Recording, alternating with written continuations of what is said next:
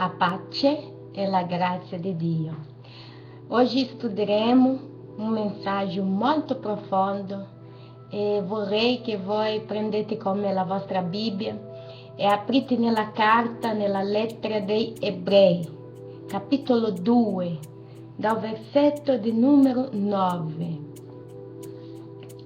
Però vediamo con lui che è stato fatto di poco inferiore agli angeli, cioè Gesù, coronato di gloria e di onore, a motivo della morte che ha sofferto, affinché per la grazia di Dio gustasse la morte per tutti.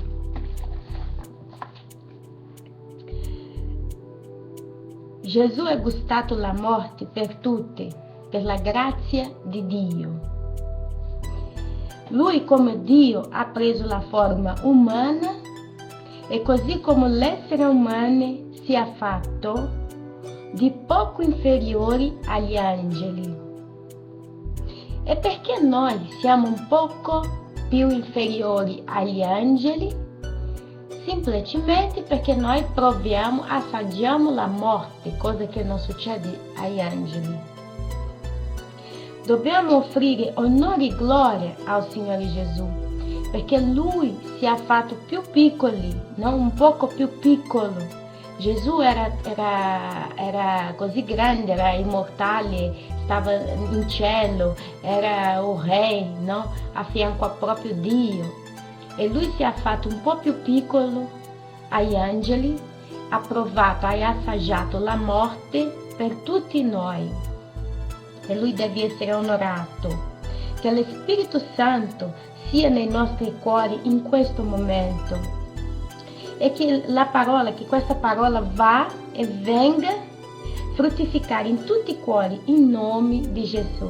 Gloria a Dio. C'era una volta una persona, non interessa chi è il caso, ma c'era una volta una persona che ha cominciato a comprare, a fare shopping. E ha comprato tutto quello che voleva, tutte le cose che voleva. Ha cominciato a comprare, senza pensare in onorare quello debito nel futuro. Ha comprato con la carta di credito, ha fatto degli assegni, ha pagato con le rate, insomma, senza nemmeno una lira in tasca, ha cominciato a comprare tante cose. È andata felice a casa, aveva fatto quello che voleva. Passati i giorni, passati i tempi, è cominciato ad arrivare i conti, no? Le bollette per pagare. E lei è lì, ha capito che non aveva nessuna condizione di onorare quelli debiti, perché ha cominciato a venire tante conti di corpo così che lei è rimasta sorpresa, no? E lei ha detto, ma che cosa faccio? Non ce la faccio, anche che con il mio lavoro non ce la faccio a onorare i miei debiti. E così questa persona ha cominciato a chiedere soldi imprestati agli amici. È andato da un amico, è andato dai parenti a chiedere dei soldi imprestati per onorare quei debiti. Però i parenti e gli amici hanno visto che lei non ce la faceva pagare quelli debiti con il lavoro che aveva e hanno pensato, se lei non ce la fa a pagare oggi quello debito, sicuramente a me non ce la farà pure a pagare. E alla fine nessuno ha imprestato nemmeno una lira, niente, nessuno soldi. E lei si è trovata in guai, è rimasta male perché ha detto, mamma mia, nessuno mi presta niente. E come posso fare per onorare i miei debiti? Devo pagare perché la cosa è complicata, devo alle banche. E alla fine questa persona è andata dai mafiosi, dalla mafia, e ha chiesto i soldi imprestati. Loro hanno imprestato. Però tutti noi sappiamo che quando si chiede soldi agli elementi come un mafioso, loro ti imprestano, però ti cobrano in cambio dei interessi altissimi e tu devi avere un giorno giusto per pagare, devi essere serio a pagare. E se tu cominci a burlare, a trovare un cassino, non riesci a onorare con loro che combina, diventano violenti e la cosa complica ancora di più, perché prima era solo un debito, ma è un debito la tua propria sicurezza, magari pure la sicurezza della tua famiglia, dai tuoi enti queridos.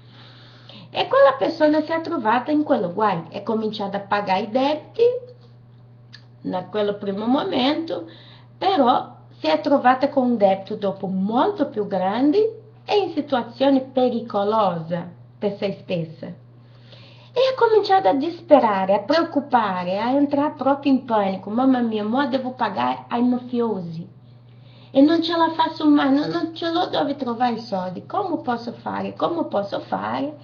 Pensa qui, pensa lì, è riuscita a trovare la soluzione. Ha detto a se stessa: comincerò a praticare dei piccoli ruoli, piccole truffe, comincerò a rubare e piano piano con i soldi che prendo pago la mafia.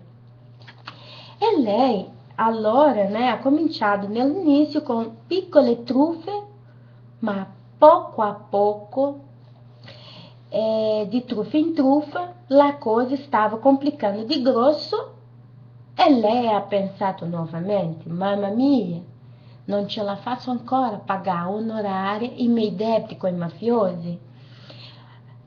Lo so che faccio. Vado a fare qualcosa di più grande. Faccio un ruberò qualcun negozio, qualche banca. Devo fare qualcosa di grande.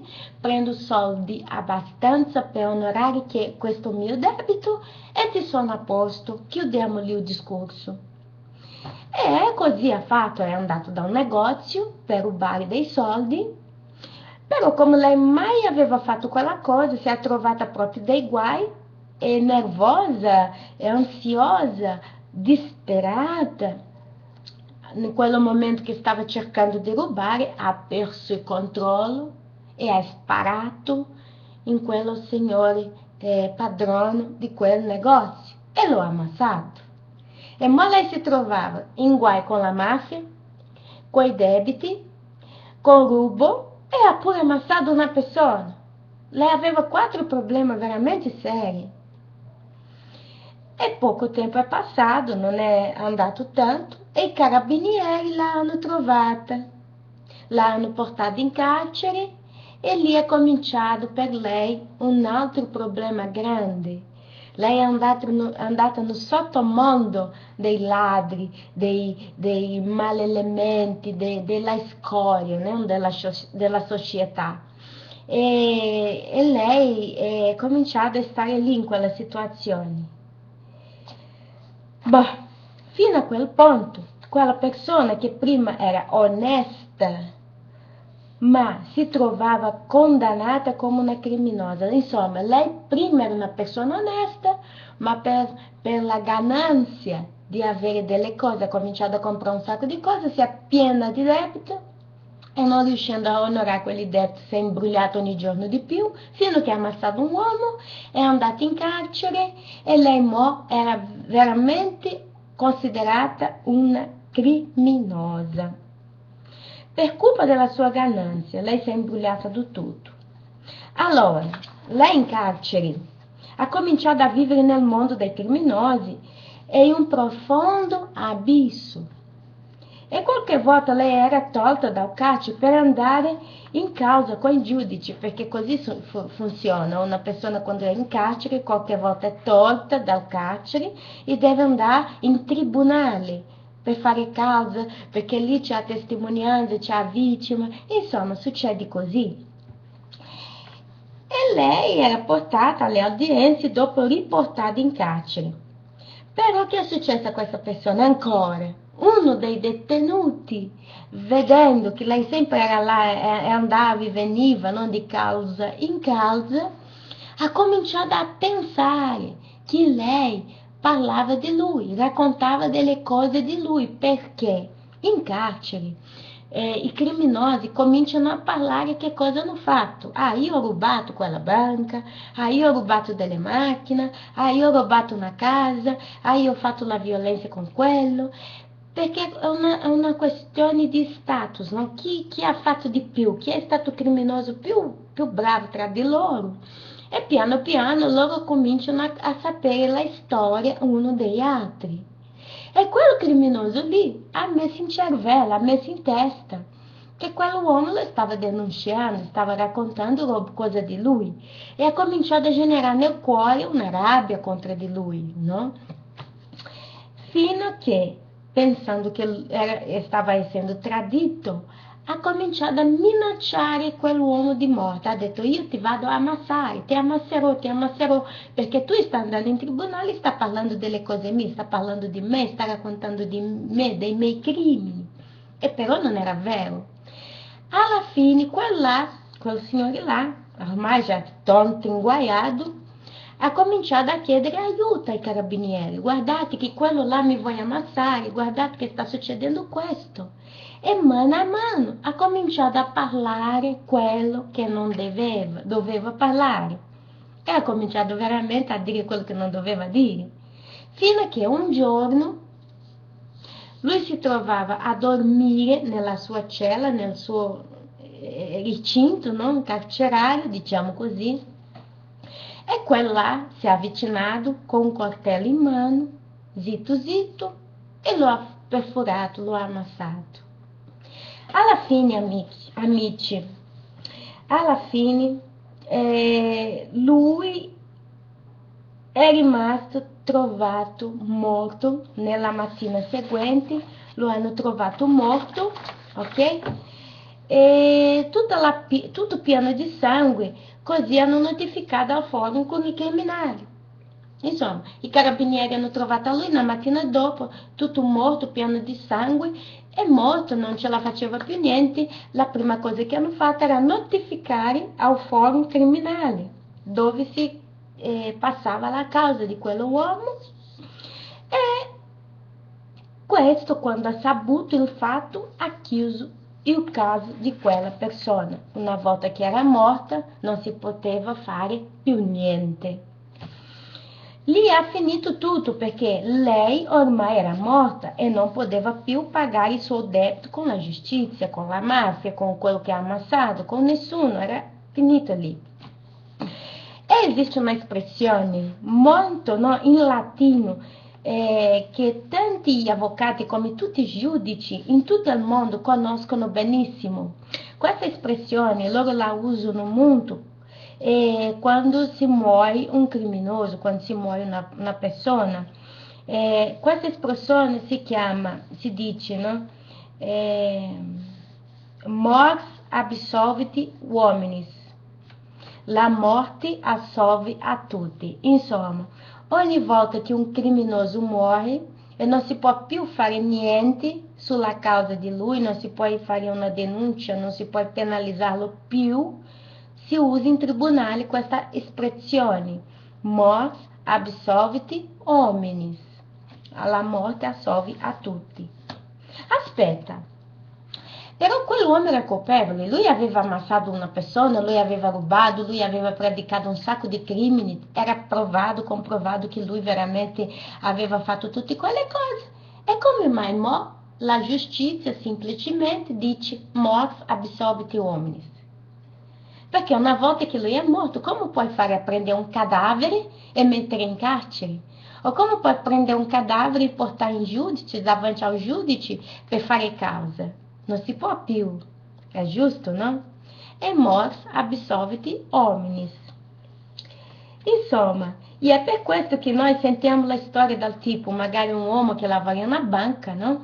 Ruba quella banca, dopo si scopre che lui ha rubato, lui per non essere condannato a carcere e cominciare tutto questo processo contro di lui si ammazza, si suicida, giusto? E in un'altra volta mors absolvit uomini. E ci sono persone nel mondo che vivono una vita veramente piena di problemi, sofferenza, pesantezza e alla fine arrivano al desespero totale. Al desespero totale dicono: sai che faccio? Mi ammasso.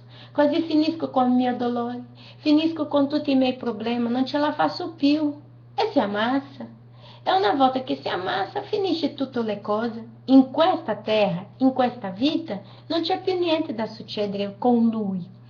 E a gente pensa, e de modo iludito, non de modo pieno di illusioni, che la morte può risolvere il loro problema.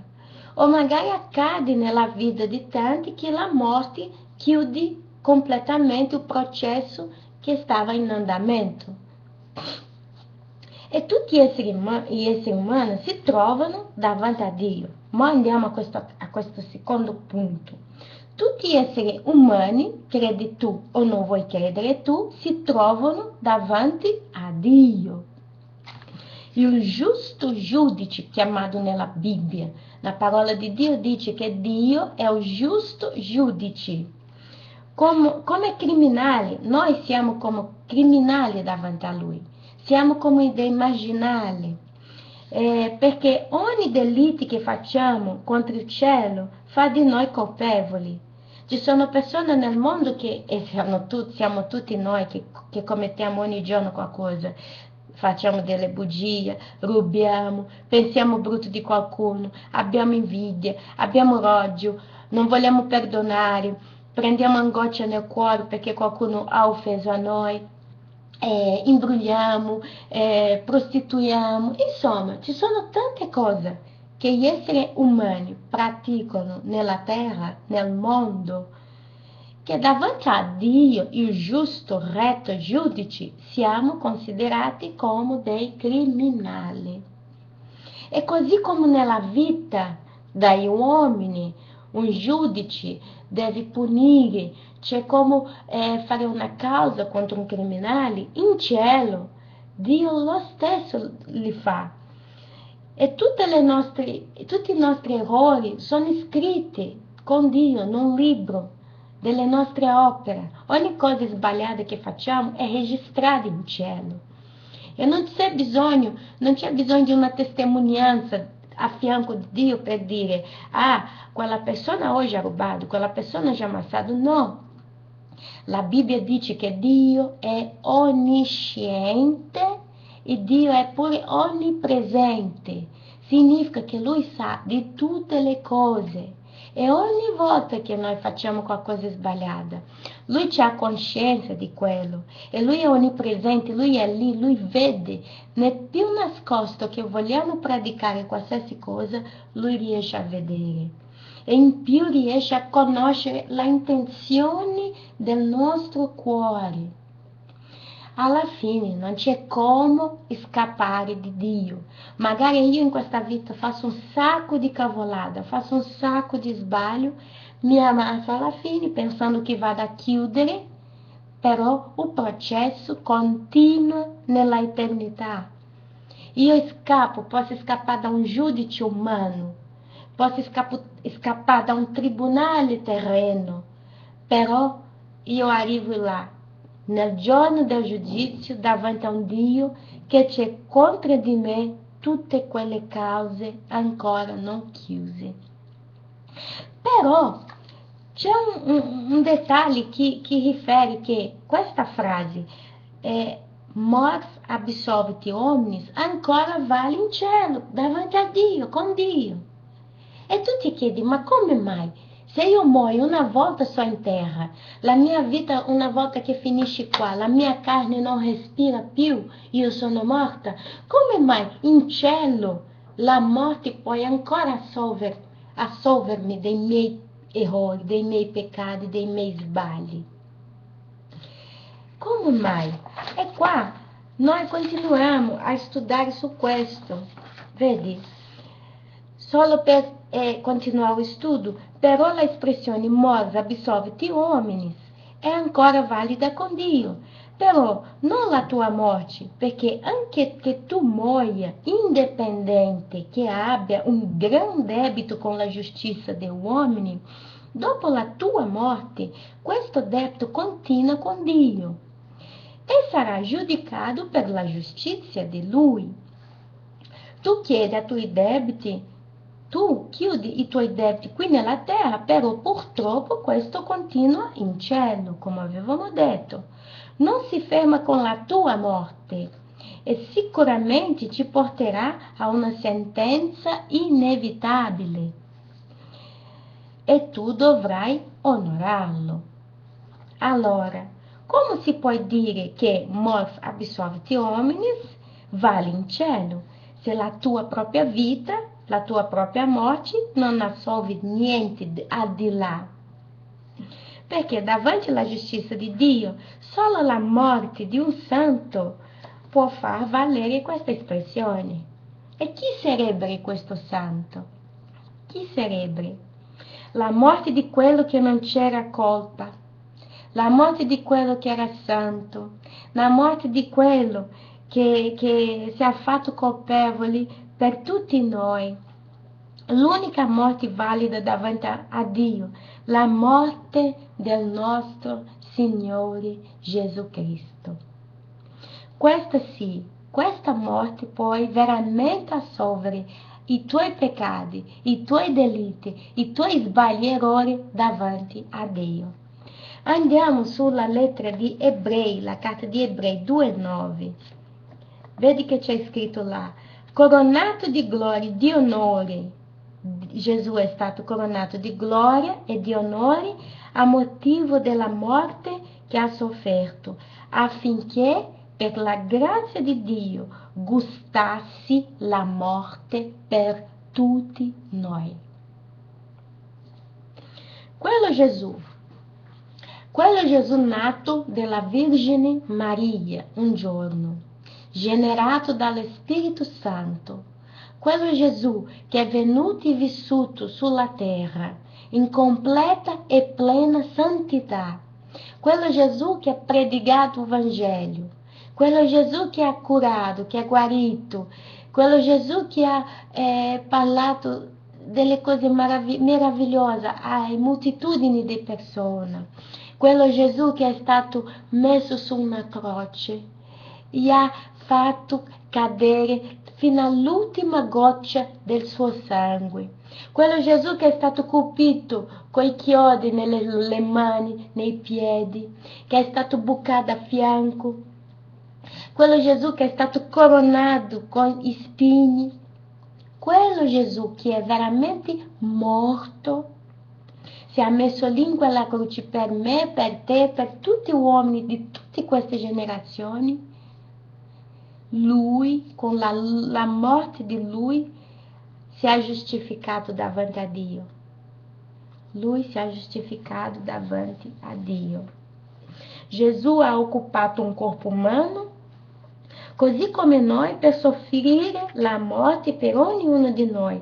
Si è fatto di poco inferiore agli angeli, tutto per amore a ogni vita sulla terra, tutto per la grazia di Dio. Amen. Glória a Dio per queste parole. È qualcosa veramente di gigante, di molto grande che Dio c'è a nostro favore. Insomma, così, usando la morte di Gesù, nós scappiamo dalla condanna di Dio, scappiamo da grande onda del giudizio di Dio. Vorrei che noi andiamo, vedi, su questo ragionamento. Ogni persona qui sulla terra può mettere una fine alla sua sofferenza tramite la morte di Gesù. Insomma, se io credo che la morte assolve gli uomini, quella frase, quella espressione è valida davanti a Dio, io mi chiedo come che Dio accetta questa morte per pulire la mia vita, per perdonare i miei sbagli, le mie infrazioni. Se io prendo la morte di Gesù Cristo della croce e metto davanti a mia vita, se io uso la morte di Lui per giustificare i miei errori, i miei peccati. Quando Gesù è venuto sulla terra a morire, Lui è venuto con un unico scopo: mettersi in quella croce, morire e mettersi sulla spalla di Lui stesso tutti i nostri pesi, tutti i nostri errori, tutti i nostri peccati. E ogni essere umano che riconosce quello sacrificio, che riconosce quella causa, che capisce per se stesso che Lui si è fatto morto per me, e accetto questa espressione, accetto questo fatto di tutto il mio cuore. Alla fine, io accettando questa causa, io dico a me stesso: io credo che Gesù, quando è morto in quella madeira, in quella croce, si è fatto lì morto per me, ma Jesus Cristo, io chiedo a te che perdona i miei peccati, che entra nella mia vita, che salva-me, che aiuta-me. E dopo che io accetto questo, io muoio per me stessa. Io capisco che se Gesù è andato sulla croce per me, perché io ero una persona piena di peccato, io capisco che quella morte giustifica la mia vita e io cerco di fare come quell'uomo che è stato morto ha pensato in fare. Che cosa lui ha detto? Se io muoio, io sarò libero, no? Oppure quell'altro che ha rubato ha detto: se io riesco a pagare tutti i miei debiti, mi fermo di praticare ancora dei crimini. Insomma, se io credo che Gesù può pagare i miei debiti con Dio, dopo io che cosa faccio? Io mi fermo di continuare a praticare una vita di peccati, di crimini, di sbagli. Se una persona veramente accetta Gesù Cristo come il suo Signore e Salvatore, se lei veramente lo tiene nel cuore questo pensiero, automaticamente Gesù Cristo entra nella vita di quella persona tramite lo Spirito Santo. E una volta che succede questo processo, quella persona cambia, lei muore per il mondo, lei non vuole più predicare le cose sbagliate, lei non vuole più rubare, lei non vuole più usare delle droghe, non vuole più prostituirsi, non vuole più fare una idolatra, perché lei ha coscienza che non è più lei, ma qualcuno ha salvato a lei. Questo qualcuno è Gesù Cristo e ha un nuovo cambiamento, ha una nuova vita. Quella persona muore per lei stessa in quello mondo e comincia e rinasce per il regno di Dio. E qua che succede? Una volta che io credo in questo passaggio, no? Una volta che io credo in questo sacrificio, Dio chiede da noi un'altra cosa per concludere il nostro processo. Noi dobbiamo andare sulla lettera, né, di Romani, capitolo 6, versetto 3 a 11. Andiamo sulla nostra Bibbia. Lettera, carta di Romani, capitolo 6, 3 a 11. Dice così: o ignorate forse che tutti noi che siamo stati battezzati in Cristo Gesù, siamo stati battezzati nella sua morte. Siamo dunque stati sepolti con Lui mediante il battesimo nella sua morte, affinché come Cristo è stato risuscitato dai morti mediante la gloria del Padre, così anche noi camminassimo in novità di vita, perché se siamo stati totalmente uniti a Lui in una morte simile alla sua, lo saremo anche in una risurrezione simile alla sua. Sappiamo infatti che il nostro vecchio uomo è stato crocifisso con Lui, affinché il corpo del peccato fosse annullato e noi non serviamo più al peccato. Infatti, colui che è morto è libero dal peccato. Ora, se siamo morti con Cristo, crediamo pure che vivremo con Lui, sapendo che Cristo, risuscitato dai morti, non muore più. La morte non ha più potere su di Lui, poiché il suo morire fu morire al peccato una volta per sempre, ma il suo vivere è un vivere da Dio. Insomma, una volta che Jesus Cristo è morto in quella croce, Lui è morto per il peccato, Lui ha portato sulla spalla tutti i peccati dei uomini e ogni essere umano che crede e accetta questa cosa, questo processo, questo sacrificio, Lui pure è perdonato davanti a Dio e morto assolve gli uomini davanti a Dio è valido per la tua vita. E Lui dice che noi dobbiamo allora battezzare. Noi ci dobbiamo battezzare per comprire, per chiudere il processo. Gesù, quando aveva 30 anni, è stato battezzato per Giovanni Battista in quello fiume. Insomma, Nella Bibbia o battesimo è valido quando una persona capisce che cosa significa o battesimo, quando a persona c'è coscienza di che cosa è o battesimo.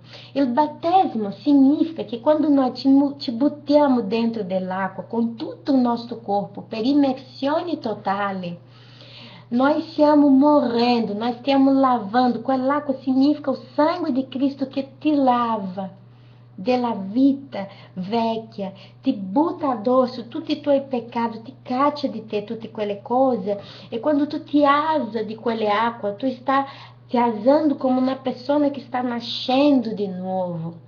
Quello è un simbolo davanti a Dio, da morte e della rinascita. Dio non vuole pregar te nella croce. Dio non vuole che tu ti amassi in questa terra per pagare i tuoi debiti, perché anziché tu ti amassi a te stesso per dire a Dio, sto pagando io i miei debiti, cacciandomi la propria vita, non vale niente davanti a Dio, perché l'unica persona che è stata morta in giustizia è stata Gesù Cristo, e lui è morto senza predicare nemmeno un peccato nella vita. Lui era santo, l'unico santo che Dio vede e accetta. La parola di Dio dice che Gesù dice: io sono l'unica via, nessuno vai ao Padre se non per me, tramite a me. Insomma, Gesù, quando è morto in quello madeiro, lui ha decretado: qualsiasi persona que morre tramite mio sangue è accettato libero davanti a Dio, perché Dio non c'è più come trovare il tuo processo. Se tu morri dopo che tu hai accettato Gesù, che sei stato battezzato, è successo qualcosa e tu sei morto in un incidente, chissà che cosa, e arriva davanti a Dio, nel tribunale di Dio, lui va a prendere la tua scheda no libro e va a dire: aspetta, fammi capire qua, tu che cosa hai praticato? E di colpo lui non troverà niente più, sarà tutto in bianco, perché lui va a guardare lì non le parole scritte dei tuoi peccati nella terra, ma davanti a quelle parole lui troverà il sangue di Gesù aspergito, non caduto sopra i tuoi peccati. Lui non vedrà le parole, non vedrà niente scritto su di te, ma vedrà il sangue del proprio Gesù Cristo lì. Insomma, caro mio, cara mia, é um mensagem profundo que Deus lascia hoje per te. Se tu credi che Gesù Cristo è tuo Signore e Salvatore, che solo Lui può veramente risgattarti e toglierti di questa vita di sofferenza, di questa vita di tante cose cattive e di peccati, di sbagli. Se tu vuoi veramente cambiare per sempre davanti a Dio, davanti al tribunale di Dio, vuoi essere trovato pulito e essere trovato una nuova creatura, è tempo di accettare Gesù come tuo Signore e Salvatore. Se tu ancora non hai fatto questa accettazione, tu mettiti la tua mano nel cuore, chiudi i tuoi occhi e con tutta la sincerità dici: Signore Gesù, io oggi ho capito che anche se muoio in questa terra, anche se cerco di pagare tutti i miei debiti con gli uomini, ma se non ce la faccio muoio in questa terra, arriverò davanti a te colpevole. Però ho saputo che Gesù Cristo, quando è morto in quella croce, lui ha portato con lui tutti i nostri peccati. Qualunque persona che crede in questo sarà salvato. E io chiedo a te, Signore Gesù Cristo, entra nel mio cuore, perdonami i miei peccati, dammi la vita eterna. Non mi cacciare dal libro della vita, ma preservami la mia vita, preservami la mia eternità con te in cielo. E in nome di Gesù, fatti questa preghiera, chiedi perdono dai tuoi peccati, credi, abbia fiducia che con la morte di Gesù Cristo nella croce sei stato annullato tutti i tuoi sbagli, tutti i tuoi errori, tutte le cose che non va bene più. E credi, caro mio, che Spirito Santo comincerà a fare un'opera veramente nella tua vita, comincerà a togliere di te tutte le cose che non va, comincerà a farti capire: questo va bene, questo non va bene, io non posso più fare quello, ma di oggi in poi devo fare questo. E in più, caro mio, cerca di battezzarti sull'immersione. Il tuo battesimo, quando tu eri piccolino, davanti a Dio non c'è un senso. Poi un bambino, poi una bambina, un neonato, rispondere davanti a Dio per i suoi peccati. Io posso pagare un debito di una vita con Dio prima di cominciare la mia vita? Se un bambino muore e arriva davanti a Dio, può Dio condenarlo a qualcosa? Perché lui è inocente, lui non capisce. Se tu prendi un bambino e fa qualquer cattiveria com um bambino, lui non sa nemmeno difendersi. E Jesus Cristo ha detto, prima di qualsiasi discorso di battesimo, Jesus Cristo ha detto, lasciate venire a me tutti i piccoli, tutti i cuccioli, perché di loro appartiene il regno di Dio. Insomma, i bambini con Dio è tutto un altro discorso. Però il bambino, dopo un par di anni, lui comincia a capire le cose sbagliate e le cose giuste. E in sã coscienza non è più un bambino, ma già una persona cresciuta. E poi rispondere per i tuoi atti. Però tante volte ancora insisti in praticare, continuare a praticare delle cose sbagliate. Se io lo so che prende un'arma e spara a uno, è sbagliato, perché tutti quanti lo sanno che è questo. Perché ancora li faccio? E perché Dio dovrà accettare il tuo battesimo di quando tu eri neonato, pagare che quello atto di ammassare uno è stato giustificato per il tuo battesimo antico? E alla fine a che serve Gesù Cristo morto in quello madeira, in quella croce per te? Perché tu non vai accettá-lo. Oh, io sono a posto, posso fare quello che voglio. Io sono stato battezzato quando ero piccolino, ma posso ammassare, posso violentare, posso rubare, posso dire delle bugie. Non c'è bisogno di leggere la Bibbia, vado in chiesa ogni domenica e ci siamo a posto, ma continua a praticare una vita sbagliata. Alla fine, caro mio, dobbiamo ragionare 5 minuti e capire che è pura ipocrisia. E Dio non è ipocrita, Dio non accetta queste cose. Dio solamente accetterà quelli che veramente si puliscono nel sangue di Gesù. Quando una persona veramente accetta Gesù nella loro vita, loro capiscono, mamma mia, la mia vita è tutta sbagliata. Io non posso permettere più a ammassare una persona, non posso scappare più dalle mie responsabilità. Io ho un obbligo con Dio, un obbligo di onore con me stesso. E davanti a Dio devo prestare conto. Ha capito, caro mio? C'è una differenza. Gesù Cristo è stato battezzato quando aveva 30 anni. E lui è andato da solo a battezzarsi. E lui ha detto che quando faccio questo, io sto facendo davanti a mio Dio, è un rituale che io sto morendo per il mondo e nascendo novamente. Lui ha dato esempio. Maria non ha preso Gesù bambino e ha portato a battezzare da un ministro. Lui non è stato così fatto. Lui è andato quando già era grande. E noi dobbiamo fare come ha fatto lui. C'è un pezzo nella Bibbia che dice che noi dobbiamo copiare tutte le cose che ha fatto Gesù. Dobbiamo essere quelli che copiamo a Gesù. E Gesù ha fatto tutte le cose così. Lui è morto per il mondo. Lui si è battezzato con Giovanni Battista quando aveva 30 anni. E per questo tu, se veramente hai accettato Gesù, devi trovare un modo di battezzarti.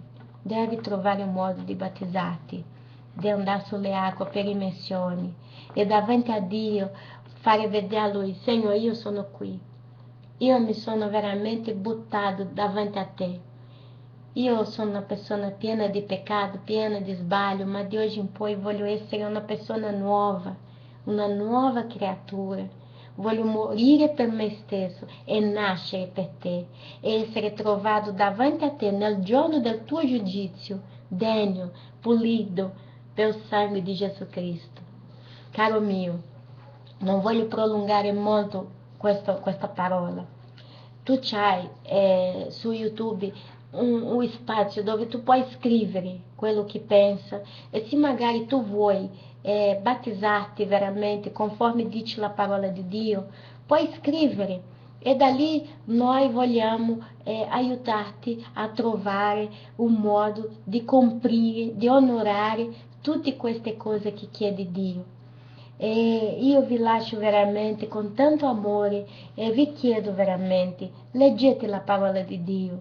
La parola di Dio è a luce che fa chiarire tutti i nostri pensieri, chiarisce tutta la nostra vita. Non è un discorso di religione, chi sono io per parlare di religione? Non sono nessuna per giudicare nessuna religione, ognuna c'è la sua struttura. Però io sono qualcuna, io sono una persona che crede altro di un discorso di religione. Io credo in questo libro qua, la Sacra Bibbia. È in questo libro che io metto sulla base la mia vita. È qua dentro che c'è tutti i passi che io devo seguire per arrivare davanti a Dio un giorno pulita, giustificata. Altri che andare da una religione, io vado da questo libro e qui c'è scritto tutte cose che dobbiamo fare e in più impara te a conoscere veramente chi era Dio. Dio non è un discorso di fare una preghiera di 10 secondi o stare di ginocchio per terra a ripetere delle parole, ma Dio è un Dio che vuoi confidenza, vuoi la tua amicizia, vuoi conoscerti e vuoi essere conosciuto da te. Per questo l'unica cosa che io veramente dico e difendo di tutto il mio cuore è la Sacra Bibbia, la Sacra Scrittura. E se tu non ce l'hai, comprati una.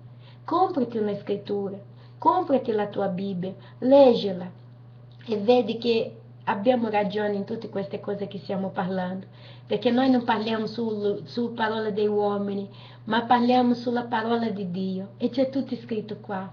Per chiudere, scrivete, prendete nota dei libri che abbiamo visto oggi.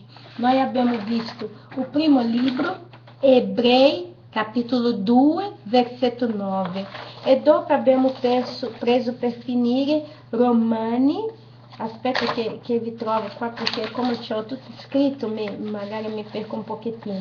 Romani, capitolo 6, versetto 3 a 11. Che Gesù vi benedica. E non vi dimenticate, se avete bisogno di qualcosa, scrivete e noi faremo di tutto per entrare in contatto con te. Che Gesù vi benedica. Amen.